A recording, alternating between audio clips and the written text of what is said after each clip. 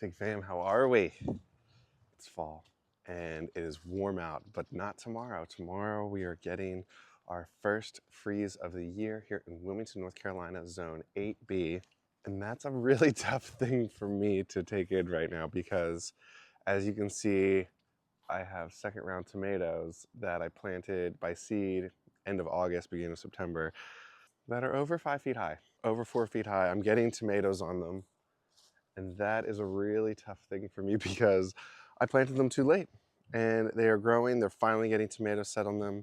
I have plenty of basil. And so in today's garden video, I am going to be doing a big harvest and I'm going to show you something that I do with my peppers every year this happens. And if you've been following along with me, you know that these pepper plants, specifically this one, is over 3 years old.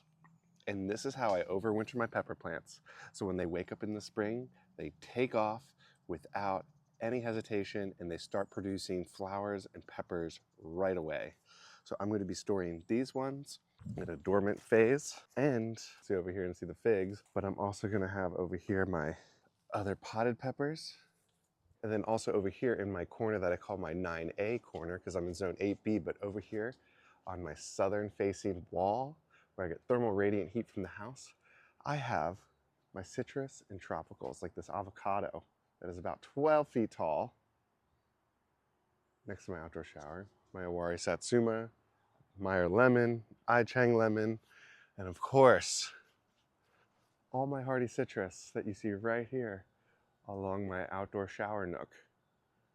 And I'm going to show you how I'm protecting these with the coming freeze, whether it's moving the potted figs inside or wrapping them with some incandescent lights and some frost cloth to preserve them during this cold spell.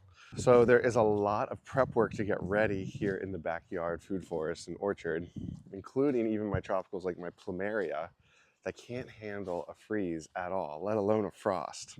So I'm going to show you some of my strategies. I'm going to show you some of my harvests. I'm going to show you how to protect my citrus, my tropicals, overwinter my peppers, and have everything else prepped for the winter.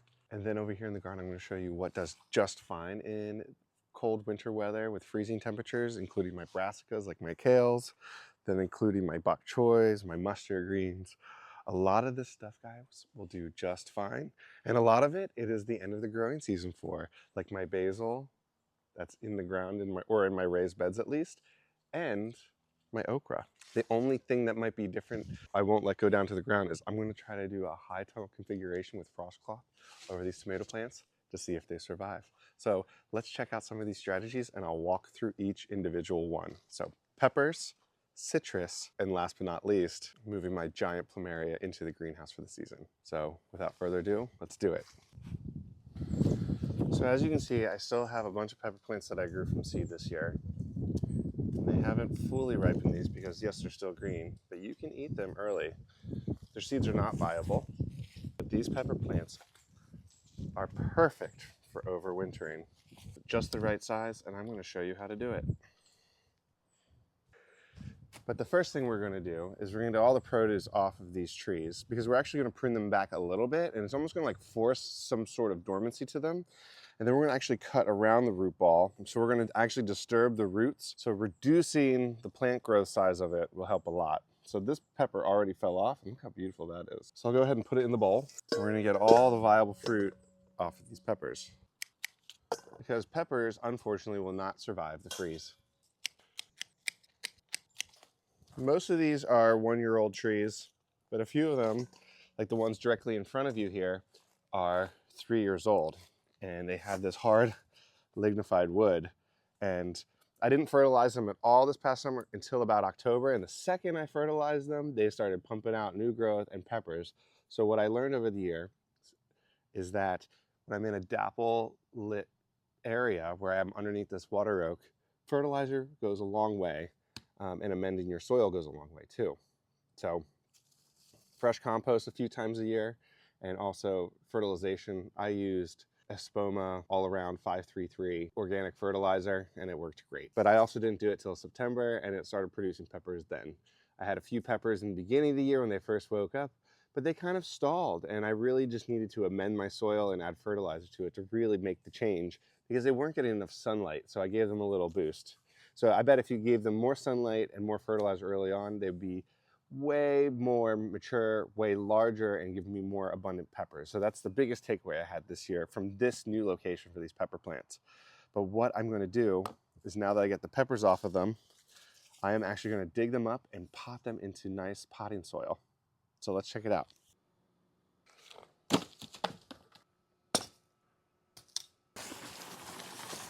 All right, guys, I have all the essentials, and it's really easy to overwinter peppers if you do it the right way. And these are the quick, simple, straightforward methods that I use to overwinter these peppers.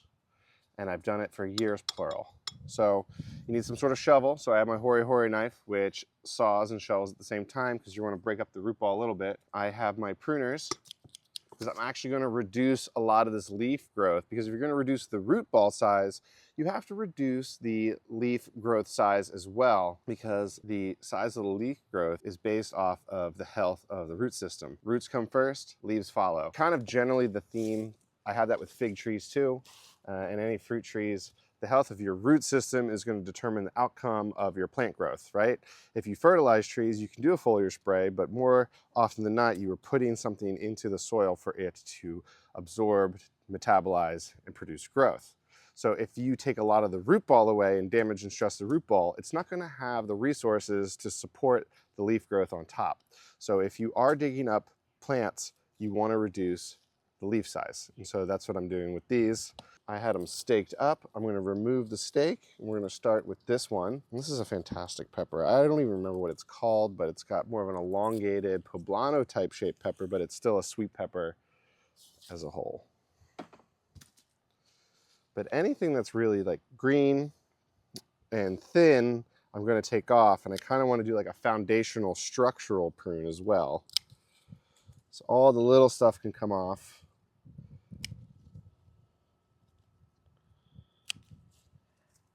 So I kind of have these bases here. I'm going to prune the top sections off, which doesn't feel good, not going to lie. I have a few little baby peppers in there. You can eat them, but they might just be seedy. If you guys look at my bowl of peppers here, of what's left, I actually harvested some of the hot peppers and spicy peppers from my other plants, but it'll be a nice meal, a compliment for tonight. But look, I pruned all of this off, and I'm actually okay with it. I think I'm going to get some of the leaf growth off, and it'll put it into this like partially dormant state. And you will have some dieback, but I actually really liked how this is looking.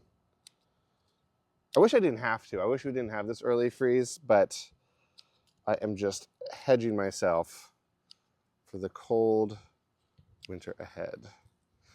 But you can see I pruned that way back. I got all this plant growth that I'm going to put in my compost pile. So I'm going to stack it here for now.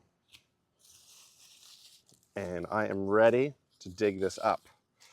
I am using these 1.5 gallon pots. They're bigger than 1 gallon pots. And well, that size seems to work really well for these pepper plants. So I'll put it in there. And then I actually have my all around, I use it as my fig tree potting mix, but it works for everything else so well because it holds on to moisture, it's got lots of nutrients, and it drains well if needed too for excess moisture. So we'll go ahead, dig this up. Okay.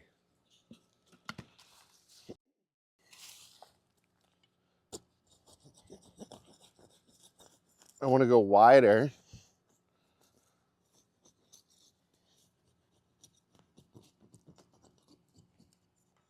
Than what I plan to keep.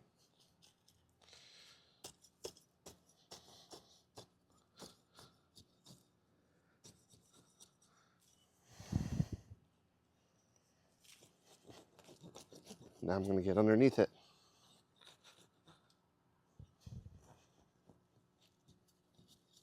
This is why Hori Hori knives are great, because you can saw as you dig. And then I have one pepper plant, heavily pruned. and ready for its pot. So I'm going to put some of the existing soil in, and I know this is a compost topsoil blend, but you just want to mix it in. And then some of the potting mix. You see, I really reduced that root ball size, and that's important that if you're reducing it, you take all the leaves off and you put it into a dormant state. Otherwise, you'll just kill the plant. And what I do is I shake the soil around the roots. As I'm burying it, I shake the soil around the roots because that'll give it structure. You see how wobbly it is because I'm going to have to water that soil around the roots as well because that'll have some sort of substance to it. All right, guys, one pepper down. That is for overwinter storing. You can see here, it doesn't feel good. Actually, this might even be a little too high because I want a little reservoir for the water. But anything that you pot will actually shrink and subside over time as all that air leaves the potted space and the dirt fills in, or I should say soil. But that is how you transfer a pepper plant, and the key is removing the leaves, forcing it into a dormant-like state if you're reducing the root ball size and putting it in here. And then the next piece of the puzzle is where we're going to store this. So let me finish the rest of these. I'll do a time lapse or something cool, and then I'll show you where I'm storing these for the winter.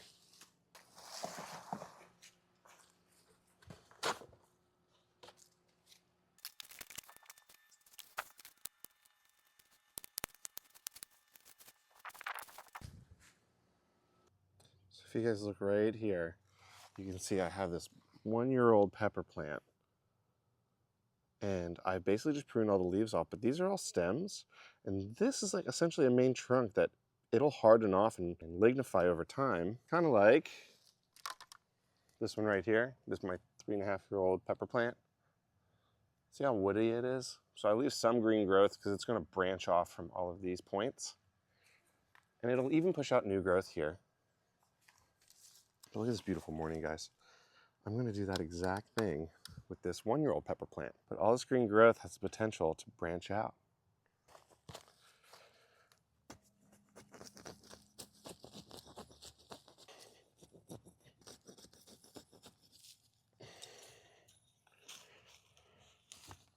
Now saw underneath it at an angle. There you go.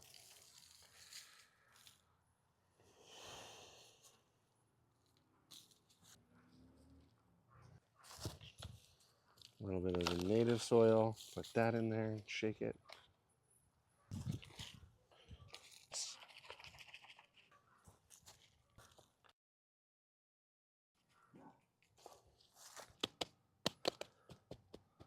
All right, another pepper plant down. Check it out.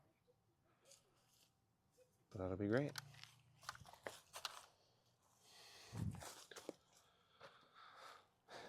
This is a beautiful morning to garden, guys. 60s, high of almost 80, but tomorrow it's going to get down to freezing.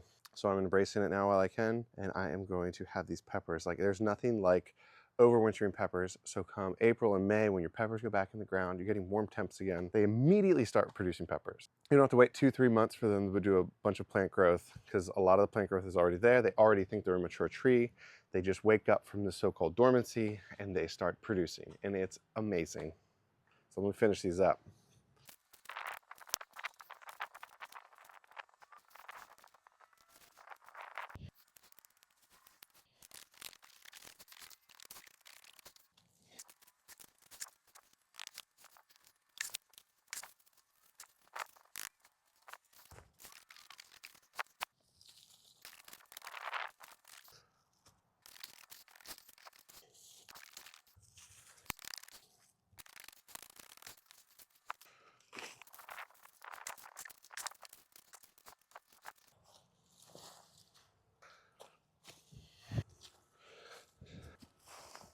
All right, guys, I'm capping it at 9 pepper plants. because I have so many other plants in my backyard garden and food forest, I think 9 pepper plants is going to be sufficient enough, even if I get an 80% success rate, which has been kind of the pattern, but frankly, it's almost been 100% success rate of overwintering pepper plants like this, that I am going to just stop it at 9, and I'm going to show you where I store them, and it's not my greenhouse. It's interesting, so check this out.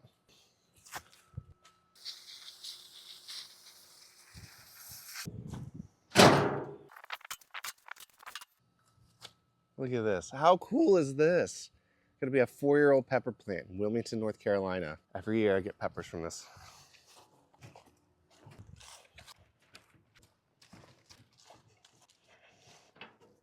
All right.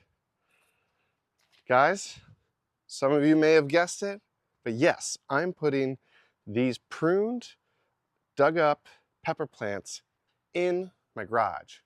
Not my greenhouse, not where there's a lot of light. I want it to be shaded, but not too cold, but dark. And what this will do is it'll give me an advantage to kind of keep them dormant for a certain amount of time. And they will eventually wake up. They'll even wake up early in this garage because it doesn't drop below 45 degrees in there. And I do get some dappled light through the windows of my garage, but it keeps them delayed long enough that I can lean into winter when everything is slowing down and I don't have to maintain and care for them like I would a live pepper plant. I do have some other live pepper plants over here.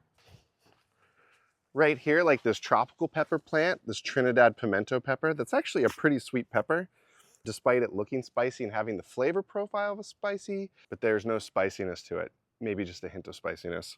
So this is a tropical pepper that is everbearing essentially, and I'm actually going to keep this one out in my greenhouse because it really can't handle any dieback, just because it behaves a little differently than the pepper plants that we know and love. But these ones are going into the garage.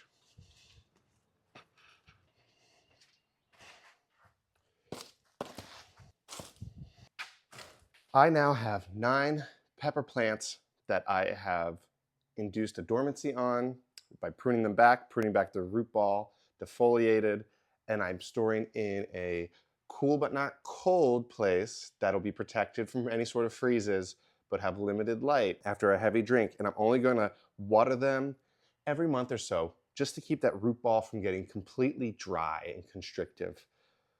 But this is a really cool way to overwinter pepper plants because we all know how long pepper plants can take to grow. And this is a great way to have peppers in May and June when the temperatures get warm again here in the Southeast. If this was really helpful for you, and this is part of my series of winterization of my garden with things that you don't think you can do, but you can, like, subscribe, reach out with questions. I'm here to help you garden with some cool ideas. Cheers, Fig Fam.